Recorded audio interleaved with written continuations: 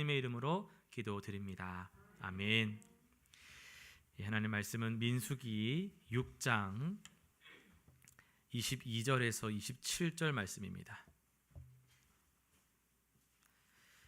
민수기 6장 22절에서 27절이고 우리 말씀 듣기 전에 암송 에베소서 6장 18절 찾으셔도 되고 암송하신 분들은 암송하셔도 좋겠습니다. 자, 에베소서 6장 18절 우리 같이 한번 읽고 또 암송하도록 하겠습니다. 시작. 모든 기도와 간구를 하되 항상 성령 안에서 기도하고 이를 위하여 깨어 구하기를 항상 힘쓰며 여러 성도를 위하여 구하라. 한 번 더 우리 암송, 이번에는 눈을 감고 할 수 있는 데까지 제가 좀 앞서 갈 테니까 읊조리면서 따라오시기 바랍니다. 눈 감고 한번 해보겠습니다. 시작. 모든 기도와 간구를 하되 항상 성령 안에서 기도하고 이를 위하여 깨어 구하기를 항상 힘쓰며 여러 성도를 위하여 구하라. 아멘. 네, 계속해서 우리가 매 시간마다 한 구절씩 암송을 하도록 하겠습니다. 민수기 6장 22절에서 27절 말씀을 제가 봉독하겠습니다. 여호와께서 모세에게 말씀하여 이르시되 아론과 그의 아들들에게 말하여 이르기를 너희는 이스라엘 자손을 위하여 이렇게 축복하여 이르되 여호와는 내게 복을 주시고 너를 지키시기를 원하며 여호와는 그의 얼굴을 내게 비추사 은혜 베푸시기를 원하며 여호와는 그 얼굴을 내게로 향하여 드사 평강 주시기를 원하노라 할지니라 하라. 그들은 이같이 내 이름으로 이스라엘 자손에게 축복할지니 내가 그들에게 복을 주리라. 아멘. 우리가 지난번 설교 때 나시린에 관한 설교를 들었습니다. 한 3주 됐나요? 나시린의 서원에 대해서 함께 이 말씀을 앞본문을 통해서 살펴봤습니다. 나시린은 가장 중요한 게 자발적인 사랑으로 자신을 하나님께 드린 사람이었죠. 그들은 포도주를 멀리했고 머리를 자르지 않아서 공동체 속에서도 구별되었고 부정한 것을 가까이 하지 않음으로써 자신들이 하나님께 일정 기간 동안 구별된 존재라는 것을 드러내는 그런 자들이 나시린이었습니다. 우리는 그것을 통해서 중요한 것을 배울 수가 있었는데 신앙생활이 어떤 규칙이나 의무로서 완성되는 것이 아니라 하나님을 향한 자발적인 사랑의 표현이 되어야 된다. 누가 뭐라 해도 내 안에 예수 믿는 즐거움, 하나님에 대한 은혜의 감격, 감사가 있어야 이 신앙생활이 참 살맛나고 즐겁다라는 것을 우리는 좀 배우게 됩니다. 오늘 본문은 이 나시린 규례 직후에 하나님의 복을 지금 말씀하고 있거든요. 이것은 우연히 이렇게 배치된 것이 아니고요. 성경은 우리의 헌신과 나시린의 그 우리의 헌신과 하나님의 복이 이 원인과 결과의 관계가 아니라는 것을 보여줍니다. 우리의 헌신 이전에 하나님이 복을 먼저 주셨고 그 복에 대한 응답으로 우리의 헌신이 있는 거라고 우리는 그렇게 믿어야 하죠. 오늘 본문을 보면요, 하나님께서 모세를 통해 아론과 그의 아들들에게 이스라엘 백성을 축복하는 방법을 가르쳐 주십니다. 여기서 축복하다라는 번역된 이 히브리어는 히브리어로 발음을 해보면 바라크라고 할 수 있어요. 바라크. 이 단어는 무릎을 꿇다라는 의미에서 유래를 했습니다. 즉 하나님 앞에 겸손하게 무릎을 꿇고 그분의 은혜만을 구하는 그런 모습이 이 축복이라는 거에 담겨 있다라는 거예요. 사실 이 단어의 어원을 살펴보면 더 의미가 깊은데 고대 근동에서 이 왕이 신하에게 뭔가 이렇게 상을 내릴 때 선물을 줄 때에 신하는 그 자세가 왕 앞에 무릎을 탁 꿇고 왕이 주는 걸 받을 수 있도록 겸손한 자세를 취하곤 했습니다. 그래서 이 바라크 축복하다라는 단어에는 복을 받는 자의 자세는 겸손함이고 복을 주시는 이의 관대함이 동시에 담겨 있는 거예요. 그런 이미지가 우리 이게 축복이란 말에 이제 좀 그려져야 됩니다. 복을 받는 자는 겸손하게, 복을 주시는 자는 복을 주는 자는 관대하게, 이런 이미지가 딱 상하로 그려진다라는 거예요. 주목할 것은 이 축복이 제사장의 재량이 아니라는 겁니다. 제사장의 개인적인 축복이 아니라는 거예요. 축복이란 말의 의미를 여러분 잘 생각해 보시면 되는데요. 축복은 복을 빌다란 뜻이거든요. 그러니까 복을 주는 자와 복을 비는 자는 좀 구분할 필요가 있어요. 이게 무슨 말이냐면 하나님은 복 주시는 분입니다. 우리는 복 줄 수가 있나요? 우리가 복 줄 수가 없어요. 우리가 복 줄 수 없으니까 하나님에게 이 사람을 복 달라고 하는 말이 축복입니다. 그러니까 이 말은 어떻게 보면 틀린 말이에요. 하나님 우리를 축복하십시오 라는 말은 문법적으로 보면 좀 맞지 않는 말이에요. 하나님 우리에게 복 주십시오. 하나님 내가 누구를 윤지사님 축복합니다. 이게 이제 예 아멘. 네. 그걸 또 안 놓치고 받아 이렇게 가시네. 아 역시 대단한 믿음의 또 용사입니다. 예. 하나님께서 윤지사님을 축복하시길 원합니다. 네. 그러니까 하나님은 우리를 축복하시는 분이 아니고 하나님은 우리에게 복 주시는 분이고 우리는 누구를 축복할 수 있죠. 하집사님을 축복합니다. 정집사님 축복합니다. 우리는 복을 빌어주는 자들. 하나님은 복을 주는 자죠. 하나님이 누구한테 복을 빌겠어요? 하나님이 지존자신데 하나님은 복을 주시는 복의 근원이시며 복의 완성이 되시는 거죠.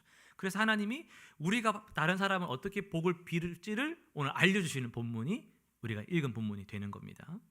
27절에서 내 이름으로 이스라엘 자손에게 축복할지니 라고 말씀하시는 것처럼 이것은 하나님의 이름으로 선포되는 공적인 복이라는 거예요. 제사장이 가진 것으로 주는 게 아니고 하나님의 이름으로 공적으로 선포하는 복이다라는 게 중요한 겁니다. 여기서 이제 제사장은 단순한 대행자가 아닙니다. 지금으로 치면 이제 이 자리에 서 있는 목사겠죠. 하나님께서 세우신 공식적인 대리자인 거예요.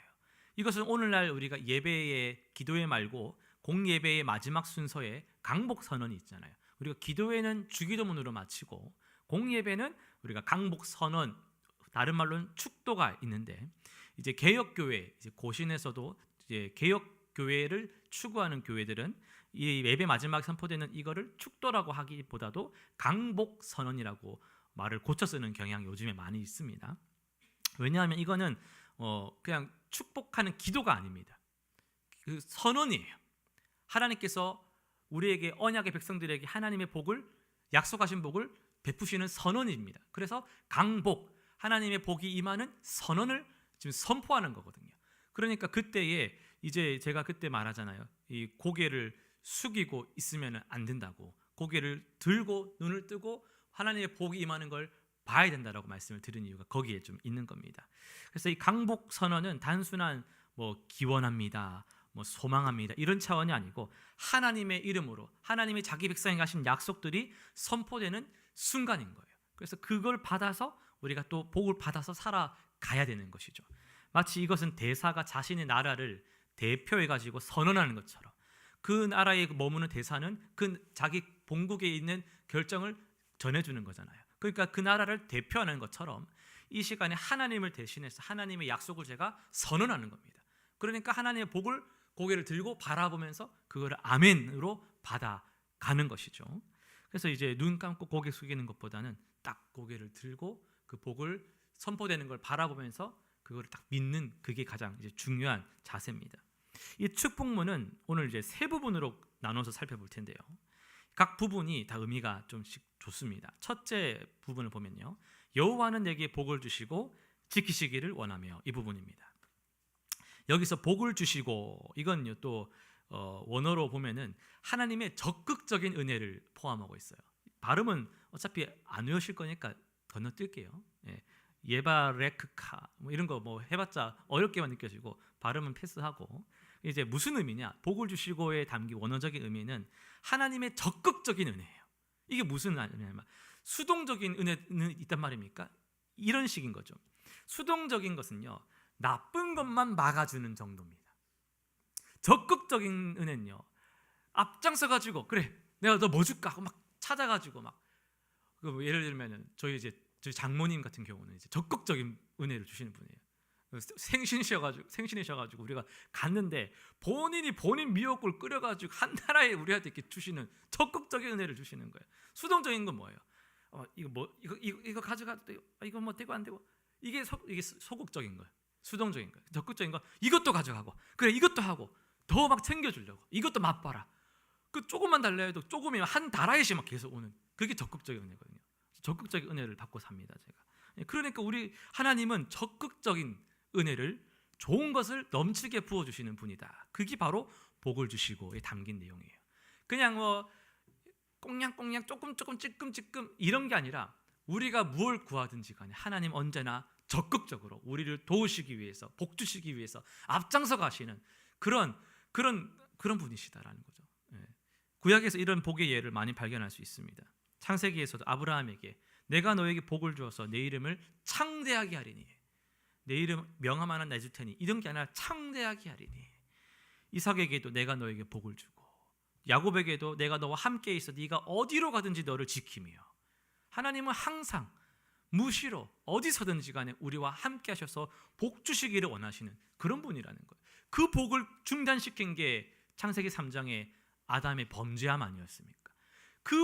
그거를 받고 살아야 되는데 그 복이 중단되니까 그 복을 다시 주기 위해서 직접 이 종의 형체를 입으시고 이 땅에 오셔서 우리 죄의 짐을 대신 지시고 죽으시고 부활하셔서 다시 그 복을 받을 수 있도록 예수 생명을 허락하신 하나님의 그 마음을 우리가 알아야 된다는 거예요.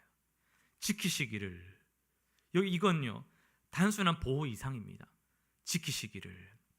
에덴 동산에서 아담이 동산을 지키라는 그 말씀에 쓰인 단어와 같은 건데요. 이거는 돌보다, 가꾸다. 여러분 그 뭐 다육이나 뭐 화분 같은 거 막 가꾸고 돌보고 물고기 밥 주고 막 가꾸는 거잖아요. 뭐 짐승들도 막, 짐승이라면 안 되죠. 반려동물. 이거 좀 세련돼야 되는데 짐승이라 가지고 죄송합니다. 반려동물들도 막 같이 보살피고 막 이렇게 막 그리고 막 상태를 살피고. 그게 하나님이 우리를 지키신단 말은 그냥 다 이렇게 지키신 이게 아니라 우리 삶을 다 가꾸시고 우리의 고민들을 다 돌보시고 우리의 걸음들을 다 아시고 우리가 도움이 필요할 때 뭐가 필요한지 다 아셔서 입을 것 먹을 것 다 아셔가지고 우리가 하나님 붙들고 살아갈 때 하나님이 그걸 다 지켜주신다라는 그런 말씀이 여기 하나님의 선언에 들어가 있는 겁니다. 그 둘째 보면요, 여호와는 그의 얼굴을 너에게 비추사 은혜 베푸시기를 원하며, 이렇게 돼 있죠. 여기서 얼굴을 비추다, 이 표현도 매우 특별한 의미가 있어요. 시편 80편 3절에 보면요, 하나님이여 우리를 돌이키시고 주의 얼굴빛을 비추사 우리가 구원을 얻게 하소서라는 구절이 있습니다. 67편 1절에 보면요, 하나님은 우리에게 은혜를 베푸사 복을 주시고 그의 얼굴빛을 우리에게 비추사. 하나님은, 그게 뭐예요? 하나님은 우리를 긍휼히 여기사 우리에게 이 축복을, 모르십니까 이 노래? 네, 제가 가사를 모르겠네. 다들 한번 불러보세요 이런 표정을 하고 있으니까 더 못 부르겠네. 하나님 복 주시기를 원하시거든요. 그 얼굴빛을 비추사, 그 있지 않습니까? 오랜만에 부르니까 가사 생각이 안 나네. 네, 나중에 그거 한번 꼭 불러보십시오. 우리에게 그 얼굴빛을 비추사. 얼굴은요, 하나님의 임재를 상징하는 거예요. 임재를. 하나님께서 모세와 대면하여 말씀하셨다 했잖아요. 하나님 임재거든요. 우리가 얼굴 어디 뭐 나가면 이렇게 뭐 좀 그런 자리에 가면 마스크를 얼굴 가리고 선글라스 끼고 하잖아요. 그게 이제 나를 감추고 싶을 때 얼굴을 감추는 거예요. 목욕탕이 불나면은 어디를 감춥니까? 얼굴을 감추잖아요. 한 군데만 감출 수 있다면 얼굴을 감추는 게, 왜요? 얼굴이 나를 의미하는 거니까, 나의 존재니까. 얼굴을 감춘다는 건 나를 숨기고 싶은 거예요. 네? 그러니까 얼굴을 드러낸단 말은 내가 너와 함께하기 원한다, 그 임재를 의미하는 거거든요. 그 얼굴 빛을 바로 여러분을 향해서 비추신다라는 그 약속을 하나님이 좀 주시는 거예요. 여러분, 이거 피조물에게 창조주가 이런 약속을 줄 이유가 없습니다. 여러분이 만든 이런 뭐 종이컵을 여러분 만들었다 쳐봐요. 이 종이컵에 그런 고귀한 약속을 왜 주겠어요? 그럼 주실 때는 뭔 의도가 있겠습니까? 얼마나 사랑하는지, 얼마나 아끼는지, 얼마나 함께하고 싶은지, 거기 그 하나님의 약속에 다 담겨 있는 거예요. 내가 너를 지키고 돌보고 가꾸고 내가 적극적으로 뭐라도 또 주려고 막 앞장서서 너의 삶을 내가 돌보고 있고, 네가 힘들어할 때 내가 그걸 다 알고 있다. 내가 너에게 내 얼굴빛을 비추어서 너의 모든 걸 주기를 원한다. 이게 하나님의 약속이거든요. 얼굴을 마주보는 것은 친밀한 교제를 뜻합니다. 부부의 그 깊은 친밀함, 그 이상의 친밀함이 하나님과 우리 사이의 친밀함입니다. 반대로 얼굴을 가리시는 건 심판과 버림을 의미하거든요. 주의 얼굴을 내게서 숨기지 마소서. 그 기도가 바로 그걸 보여주는 거예요. 얼굴을 숨기신단 말은 심판이 임한단 말입니다. 하나님이 얼굴빛을 우리에게 비추시겠다 약속하시는 건요, 은혜가 임한다라는 증표죠. 그러므로 그의 얼굴을 비추사라는 말씀은 하나님께서 지금 여러분과 친밀한 관계를, 여러분의 그 상황에 관계하시기를 원하신다라는 거예요. 여러분의 그 신음하는 소리에 응답하고 계시다라는 거예요. 여러분의 그 목마름을 이해하고 계시다라는 말씀을 약속으로 우리에게 주시는 겁니다. 이것은요, 단순한 물질적인 그런 복이나 환경의 복을 넘어서는 더 깊은 영적인 축복입니다. 물질적인 것을 바라는 사람들은 하나님의 이름을 망령되어 읽었잖아요. 예를 들면 막 비트코인이 지금 계속 올라간다고 하지 않습니까? 그러면은 저는 잘 모르지만은 그게 막 또 내릴 때가 있을 거 아니에요. 그 타이밍을 자꾸 막 구하는 거예요, 하나님한테. 하나님 언제 올라갑니까? 이런 차원의 하나님의 이름을 부르는 게 아니고, 하나님은 우리의 그 하나님을 의지하려고 할 때 일어나는 모든 손해와 연약함들을 아시고 그걸 돌봐주신다.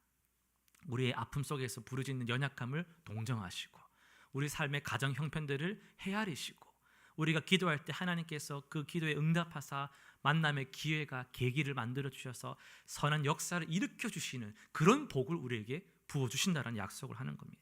그게 두 번째 이제 얼굴을 비추사에 나오는 거고, 세 번째, 여호와는 그의 얼굴을 내게로 향하여 드사 평강 주시기를 원하노라. 평강은 잘 아시죠? 샬롬입니다. 샬롬.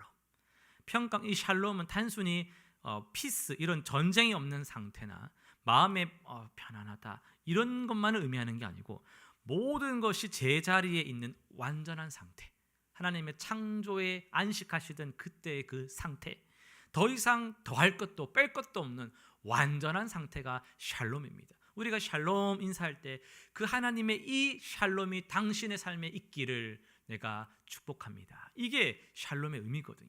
얼마나 값진 인사예요. 샬롬 샬롬 두 글자 안녕 안녕 이런 차원이 아니라 정말 이거는 아는 자들만이, 그리고 선택받은 자들만이 할 수 있는 최고의 인사가 샬롬, 그리고 에이레네, 헬라어로 에이레네인 것이죠.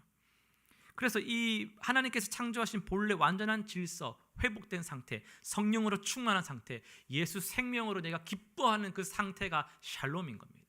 그래서 우리가 이 샬롬으로 인사할 때 당신의 삶이 지금 어떤 순간에 있든지 간에 샬롬, 당신이 지금 어떤 고난 가운데 있을지라도 샬롬, 당신이 지금 자녀와 어떤 심각한 관계 있을지라도 샬롬, 당신이 재정적으로 어떤 어려움이 있을지라도 샬롬, 그 샬롬을 외치고 하나님 약속을 믿을 때 그 자리에서 정말 하나님의 샬롬이 회복되기 시작한다는 겁니다.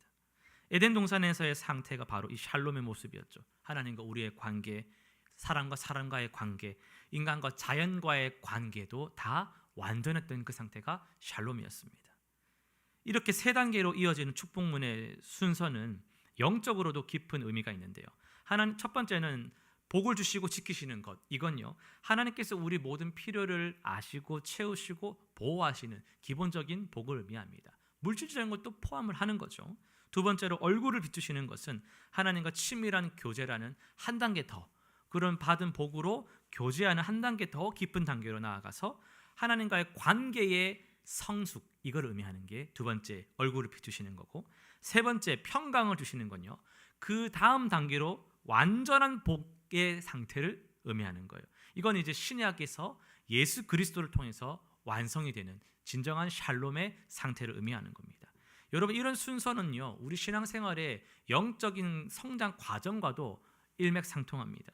처음에는 하나님 뭐 좀 낮게 주시면 하나님 믿을게요.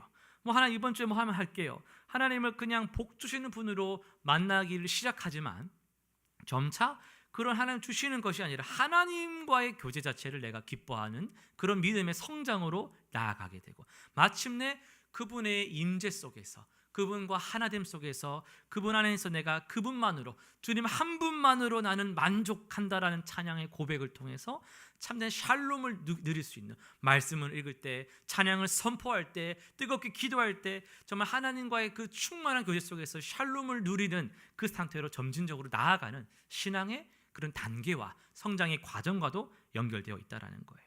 27절을 보시면 내가 그들에게 복을 주리라 이렇게 하시죠. 이것은 단순한 약속이 아니라 언약적 선언입니다. 성경에서 하나님의 언약은요 항상 성취됩니다. 사람은 예정이라고 하면요 그 예정은 바뀔 수가 있어요. 내일 우리 만나기로 합시다. 근데 갑자기 아프거나 사고가 나거나 뭐 일이 생기면 그 예정이 안 이루어질 수 있죠. 근데 하나님의 언약, 하나님의 예정은 곧 성취입니다. 하나님은 실수 없으시고 변함 없으시고 영원하시고 신실하시기 때문에 하나님이 말씀하시면 그 예언, 언약, 예정은요 시간만 안 지났기 때문이지 시간만 가면 그 지점에서 반드시 성취가 되는 거예요. 그래서 시간만 앞당겨서 본다면 하나님의 언약은 성취되는 것과 다름없는 거예요. 우리의 예언과 하나님의 예언은 다른 겁니다. 우리의 예정과 하나님의 예정은 다른 거예요. 그래서 하나님께서 예정하셨단 말은 하나님께서 그것을 반드시 성취하신다라는 의지의 표현으로도 볼 수가 있는 겁니다. 이삭의 축복이 야곱을 통해서, 야곱의 축복이 12지파를 통해서 이루어진 것처럼 하나님의 축복은 12사도를 통해서, 교회를 통해서 오늘 우리 성도들을 향하여서 계속돼서 확장되고 성취되어져 가고 있다라는 겁니다. 더 나아가서 이 제사장적 축복은 아까 말씀드린 것처럼 예수님을 통해서 완전하게 성취되는데요. 히브리서 보면 예수님은 우리의 대제사장이라고 말하잖아요. 예수님이 우리를 위하여서 복을 선언하시는 우리의 대제사장이십니다. 그러니까 예수님이 우리의 대제사장이 되시니까 하나님 앞에서 날마다 우리가 예수님의 이름으로 기도합니다라고 할 때마다 하나님은 예수님을 보시고 우리에게 복을 주시는 거예요. 예수님이 우리를 향하여서 복을 선언하시는 겁니다. 그럼 우리는 하나님의 아들이신 예수님의 이름의 능력으로 하나님 앞에 나아갈 담대함을 계속 얻게 되는 것이죠. 이제 이런 축복이, 하나님의 이런 복 주심이 오늘 우리에게 어떤 의미가 있는가 할 때 첫 번째, 이 축복은 선언적인 겁니다. 원하노라라고 번역은 되었지만은 히브리어 이 원문 뉘앙스는 강한 확신이 딱 담겨 있어요. 하나님께서 반드시 당신에게 복 주신다라는 강력한 선언이 들어가 있는 약속입니다. 바울은 에베소서에서 이렇게 표현을 했어요. 그리스도 안에서 우리에게 하늘에 속한 모든 신령한 복을 주시되, 모든 신령한 복을 주시겠다라고 여러분에게 약속을 하신 겁니다. 우리는 이미 그리스도 안에서 이 축복의 상속자가 되었다라는 것을 여러분이 믿으시길 바랍니다. 둘째는요, 이 축복은 전인적인 거라는 특징이 있어요. 영혼의 구원만 받고 삶에서는 뭐 그냥 고생 내내 하는 그런 게 아니라 전인격적인 하나님의 복을 의미하고 있어요. 그래서 하나님은 우리의 영혼과 육이 온전히 보존되기를 원하세요. 여러분이 우울한 가운데서 시간들을 보내는 것을 방관하지 않으십니다. 여러분이 고통 속에서 신음하는 것을 외면하지 않으십니다. 하나님은 여러분이 구원받았다고 됐다라고 하지 않으시고 여러분의 한순간 한 생애를 다 돌보시고 가꾸시면서 여러분과 함께 그 행복을 이루어가기를 원하시는 거예요. 그래서 우리가 좋은 곳에 여행 때로는 가서 좋은 경치도 보고 가족과 좋은 시간도 보내면서 너무 그 교회만 있지 말라고 하는 말이 바로 그런 취지에서 하는 거예요. 거룩이라는 것은 그렇게 하나님만 위해서 산다고 되는 게 아니라 자연을 사랑하고 주어진 이웃들을 섬기면서 하나님께서 허락하신 것들을 누리는 그 속에서 우리 영혼과 육이 잘 복받기를 하나님은 원하신다라는 겁니다. 세 번째는 이 축복은 공동체적입니다. 개인적인 그런 축복만이 아니라 하나님의 백성 전체에게 주시는 축복인 거예요. 이건 이제 교회에게 주어져서 세상으로 흘러가야 된다는 특징을 가지고 있습니다. 그래서 정리하자면요, 우리는 하나님의 시각으로 이제 복을 바라봐야 된다라는 거예요. 하나님의 시각으로. 세상적인 성공이나 물질적인 풍요만이 복의 전부가 아니구나. 하나님을 아는 것, 하나님으로 만족할 수 있는 그 복이 가장 큰 복이구나. 하나님과의 관계 회복이 정말 중요하다. 그래서 복 중에 가장 큰 복은 회복입니다. 회복. 하나님과의 관계 회복. 이것보다 더 큰 복은 없어요. 물질적인 복도 좋지만요, 하나님과의 관계만 회복되는 그 회복의 은혜만 누릴 수 있다면 우리가 두려울 게 없어요. 하나님과 교제할 수 있는데 세상급 누가 우리에게 두렵겠습니까? 그래서 우리가 이 회복을 구해야 된다. 예수 그리스도 안에서 우리는 이미 복의 상속자인 걸 여러분 꼭 믿으시고 그 회복의 은혜를 구하시길 바랍니다. 그리고 우리는 이제 복을 구했다면 회복의 통로가 되어야 하겠죠. 아브라함에게 하나님은 너는 복이 될지라. 너는 복이 될지라. 우리는 아브라함의 자손이지 않습니까? 믿음 안에서. 그러니까 우리도 복이 되어야 되는 거예요. 받은 복을 세워보고 받은 복을 나누어 줄 수 있는 통로가 되어야 됩니다. 내게 만약에 물질을 허락하셨다면 그 물질이 또 필요한 자가 있을까 돌아봐야 됩니다. 내게 건강을 허락하셨다면 나의 그 발걸음, 나의 그 손길이 필요한 자가 있을까를 찾아봐야 됩니다. 내게 주신 복들을 세워보고 통로가 되기로 결단하고 나아가는 그 성장이 우리에게 요구되는 거죠. 세 번째로는요, 평강의 사람이 되어야 됩니다.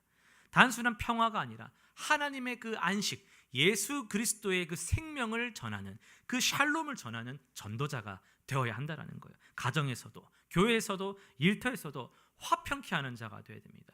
가는 곳마다 분쟁을 일으키고 험담을 일삼는 자가 아니라 가는 곳마다 중재가 되고 화평을 일으키는 샬롬을 전할 수 있는 화평의 증언자들이 되어야 되는 것이죠.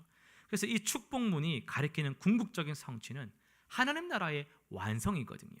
요한계시록 21장을 보시면은 내가 들으니 보좌에서 큰 음성이 나서 이르되 보라 하나님의 장막이 사람들과 함께 있음에 하나님이 그들과 함께 계시리니 라고 말씀하고 있습니다.